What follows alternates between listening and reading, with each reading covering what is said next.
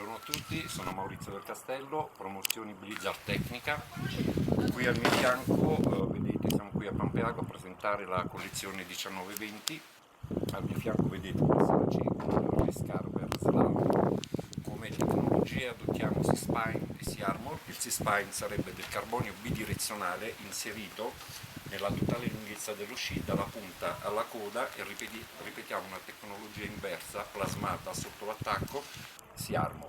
Anche questo sci adatta una piastra piston con XL 16 performante e adatto a un alto livello.